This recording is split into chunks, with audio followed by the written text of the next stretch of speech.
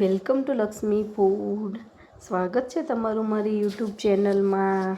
તો ચાલો આપણે આલુ પરોઠા અને ખાલી પરોઠા અને એવું બધું આપણે બનાવતા હોઈએ છીએ. આજે આપણે એકદમ હેલ્ધી પરોઠા અને તમે ડાયટમાં પણ ખાઈ શકો અને બાળકોને પણ ખવડાવી શકાય એવા સરસ મજાના પનીર અને ડુંગળીના પરોઠા બનાવવાના છીએ.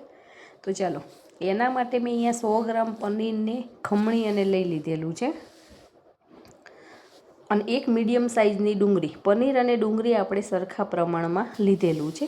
ડુંગળીને પણ ઝીણી ઝીણી ચોપ કરેલી છે. તીખાસ માટે લાલ મરચું અડધી ચમચી, ટેસ્ટ પ્રમાણે મીઠું, અડધી ચમચી હળદર, 3 થી 4 લીલા મરચાં એને મેં ખાંડીને લીધેલા છે અને લીલા ધાણા લઈ લેવાના છે.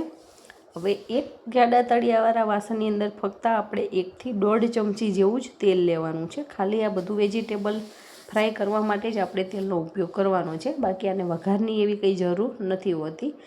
તેલ ગરમ થાય પછી આપણે એની અંદર લીલા મરચાં જે ખાંડીને રાખ્યા છે એ એડ કરી દેવાના છે.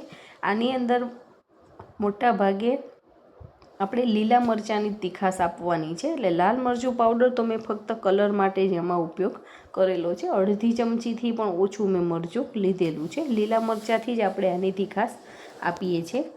આ માપથી જે હું બનાવું છું એમાં આપણે 6 પરોઠા બનીને તૈયાર થાય છે. હવે મરચાંમાંથી આપણી કચાશ દૂર થઈ જાય અને સરસ સતળાઈ જાય પછી એની અંદર આપણે એકદમ બારીક ચોપ કરેલી ડુંગળી લઈ લેવાની છે. તો તમે જોઈ શકો છો ડુંગળીને પણ મેં એકદમ ચોપર આવે એની અંદર ચોપ કરી લીધેલી છે. તમે એકદમ ઝીણી ઝીણી કાપીને લો તો પણ ચાલે છે અને ખમણીને લેવી હોય તો પણ ચાલે છે. પણ ખમણેલી ડુંગળી એકદમ ગ્રેવી જેવું થઈ જાય છે એટલે આપણે આવી રીતે ચોપ કરીને જ લેવાની. હવે આપણે ચપટી હળદર એડ કરી દેવાની છે. ટેસ્ટ પ્રમાણે મીઠું એડ કરી દેવાનું છે અને જરીક મરચું લીધેલું છે એ આપણે આની અંદર એડ કરી દઈશું. અને મારું મરચું છે એ પણ બહુ તીખું નથી. બધી જ વસ્તુને સરસ આવી રીતે મિક્સ કરી લેવાની છે અને ડુંગળી અને મરચાં બે થોડાક પાકી જાય પછી આપણે એની અંદર ખમણેલું પનીર એડ કરી લેવાનું છે.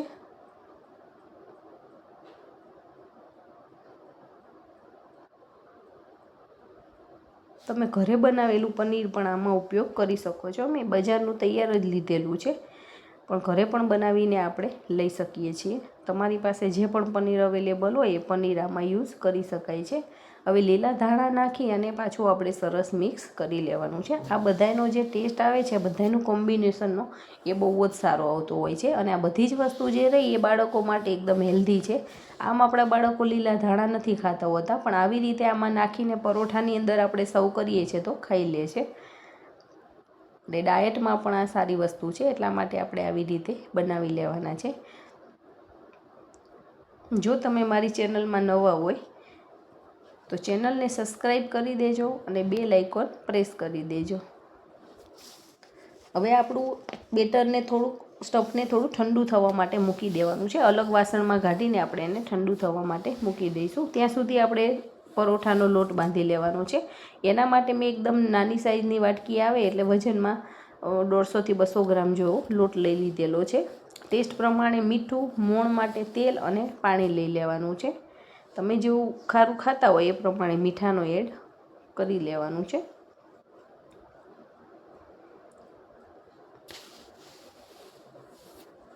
હવે એની અંદર આપણે મોણ તો નાખવાનું જ છે તો જ આપણા પરોઠા એકદમ સરસ સોફ્ટ બનશે.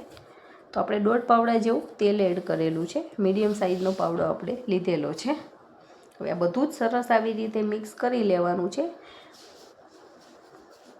અને પછી થોડુંક પાણી નાખતા જઈએ અને આપણે લોટને બાંધી લેવાનો છે.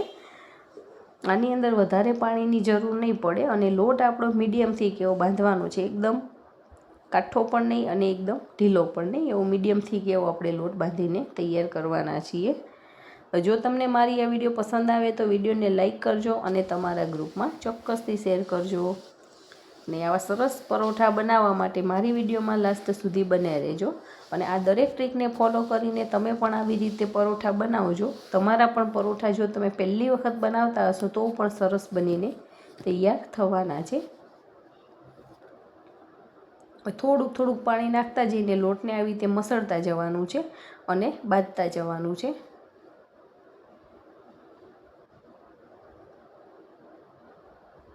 એકી સાથે બધું જ પાણી આપણે આની અંદર ઉમેરી નથી દેવાનું. આ પરોઠાને તમે બાળકોને લંચ બોક્સમાં પણ આપી શકો છો.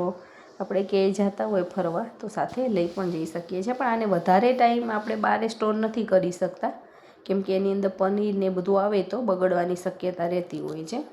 એટલે આપણે આને ટૂંક જ સમયમાં ઉપયોગ કરી લેવાનો છે. અને આનું જે સ્ટફિંગ બનાવેલું છે એ તમારે કદાચ વધે તો એકાદ દિવસ સુધી તમે એરટાઇટ કન્ટેનરમાં ભરી અને ફ્રીજની અંદર સ્ટોર કરી શકો છો. વધારે લાંબો ટાઈમ આને નહીં રાખવાનો. ને લોટ આપણો સરસ બંધાઈ ગયો છે. થોડુંક તેલ નાખી અને આપણે લોટને સરસ કૂણવી લેવાનો છે. હાથથી સરસ આવી રીતે મસળી અને ભેગો કરી લેવાનો છે. અને આની ઉપર ઢાંકણ ઢાંકી અને આપણે આ લોટને 15થી 20 મિનિટ કે મેક્સિમમ અડધો કલાક સુધી રેસ્ટ આપી દેવાનો છે. પછી જ આપણે આના પરોઠા બનાવી લેવાના છે.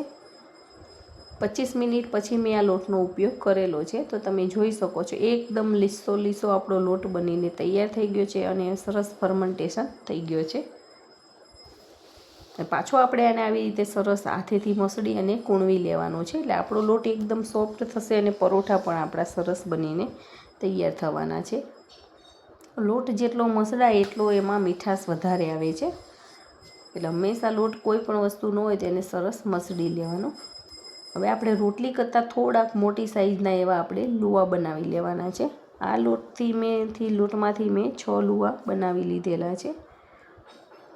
અને સ્ટફિંગ પણ સરસ આપણું ઠંડુ થઈ ગયું છે. ગરમ ગરમ સ્ટફિંગ હશે તો આપણા પરોઠા ફાટી જશે. એટલે આપણે સ્ટફિંગને થોડીક વાર ઠંડુ થવા માટે મૂકી દેવાનું છે. લોટ બાંધીને આપણે મૂકી રાખીએ અને લોટ અને આ બંને સાથે થઈ જશે. હવે આપણે અહીંયા મીડિયમ સાઈઝની આવી રીતે રોટલી વણી લેવાની છે. બહુ પાતળી પણ નહીં અને એકદમ જાડી પણ નહીં, એવી મીડિયમથી કેવી રોટલી આપણે બનાવીને તૈયાર કરીશું. અને એની અંદર તમને ફાવે એટલું સ્ટફિંગ ભરી લેવાનું છે. અહીંયા મેં 2 ચમચી સ્ટફિંગ ભરેલું છે. તમારે આના કરતાં ઓછું ભાવતું હોય તો તમે ઓછું પણ એડ કરી શકો છો અને વધારે તો નહીં એડ કરી શકો, નહીં તો આપણા પરોઠા ફાટી જતા હોય છે. એટલે મેક્સિમમ આપણે આટલું સ્ટફિંગ આની અંદર ભરી અને બધી જ બાજુથી આવી રીતે કોરને ભેગા કરતા જઈ અને ઉપરથી જે વધારાનો લોટ લાગે એ આવી રીતે તોડી અને અલગ કરી દેવાનો છે. અને સરસ પ્રેસ કરી અને આપણે થોડું ગુલ્લું પાછું સરખું કરી લેવાનું છે. અને લોટની અંદર આવી રીતે રગદોડી અને આપણે એના પરોઠા બનાવી લેવાના છે. પરોઠા બનાવતી વખતે આપણે વેલણને એકદમ હળવા હાથે ફેરવવાનું છે, કેમ કે એની અંદર સ્ટફિંગ હોય એટલે આપણા પરોઠા તૂટી જતા હોય છે. અને સહેજ તો કદાચ ફાટે પણ છે, પણ આપણે એટલા બધા ફાટી નથી જતા. સામાન્ય તો ક્યાંકથી લીકેજ થઈ જતા હોય છે. તો એકદમ હળવા હાથે આવી રીતે ફેરવતા જઈ અને આપણે પરોઠાને વણી લેવાના છે. આ પરોઠા એકદમ પાતળા નથી થતા, કેમ કે એની અંદર સ્ટફિંગ ભરેલું હોય એટલે સાવ પાતળા નહીં થાય, થોડાક જાડા રહેશે. અને આ પરોઠા જાડા પણ સરસ લાગતા હોય છે. આપણે આવી રીતે લોટ નાખતા જઈએ અને સરસ વણી લેવાનો છે. તો તમે જોઈ શકો છો ધીમે ધીમે આપણો પરોઠો સરસ મજાનો વણાઈ ગયેલો છે. હવે એક તવીને આપણે સાઈડમાં ગરમ કરવા માટે મૂકી દેવાની છે. તમને નોનસ્ટિક તવી ફાવે તોય અને લોખંડની તવી તમે જે રોટલી કરવા માટે યુઝ કરતા હોય એનો ઉપયોગ કરી શકો છો. એવું ફરજિયાત નથી કે નોનસ્ટિક જ જોઈએ. હું રોટલી બનાવતી હોય એ જ તવીમાં આને બનાવી લઉં છું. હવે તવી સરસ ગરમ થઈ જાય પછી આપણે એની અંદર થોડુંક તેલ નાખી અને આપણે ગ્રીસ કરી લેવાનું છે, જેથી કરીને આપણો પરોઠો એની અંદર આપણે મૂકશું તો તરત ચોંટી ના જાય એટલા માટે. અને આ પરોઠાને તમે બટરની અંદર પણ શેકી શકો છો. બટરમાં અને બટર ના હોય તો તમે ઘીમાં પણ આ પરોઠાને શેકી શકો છો. પણ મેં અહીંયા સિંગ તેલનો ઉપયોગ કરેલો છે. હું તેલમાં જ પરોઠાને તળી લઉં છું. તો પરોઠો આપણે એક સાઈડ આવી રીતે મૂકી દેવાનો છે અને ઉપરથી બબલ્સ જેવું થવા માંડે પછી આપણે પરોઠાને ફેરવી લેવાનો છે. અને પરોઠો ફેરવ્યા પછી 20થી 30 સેકન્ડ પછી આપણે એની અંદર આવી રીતે તેલ લઈ લેવાનું છે. તેલ આવી રીતે એડ કરી અને બંને બાજુએ સરસ લગાવી દેવાનું છે, જેથી કરીને આપણા પરોઠા સરસ બંને બાજુથી શેકાઈ જશે. અને ગોલ્ડન બ્રાઉન કલર ના થાય અને ઉપરથી થોડુંક એનું પડ ક્રિસ્પી થાય ત્યાં સુધી આપણે પરોઠાને શેકી લેવાના છે. આ સમયે ગેસની ફ્લેમને આપણે એકદમ મીડિયમ રાખવાની છે. નહીં તો પરોઠા ઉપરથી દાજી જશે અને અંદરથી કાચા રહી જશે. સ્ટફિંગ પણ આપણે થોડુંક પકાવી લીધેલું છે એટલે પરોઠાને બનતા વાર નહીં લાગે. અને બંને સાઈડેથી આવી રીતે ગોલ્ડન બ્રાઉન કલરના થાય એવી રીતે શેકી અને આપણે પરોઠાને સર્વ કરી લેવાના છે. તો તમે જોઈ શકો છો એકદમ સરસ પરોઠા આપણા બનીને તૈયાર થઈ ગયેલા છે. હવે બધા જ પરોઠાને આપણે 1 બાય 1 આવી રીતે વણી લેવાના છે.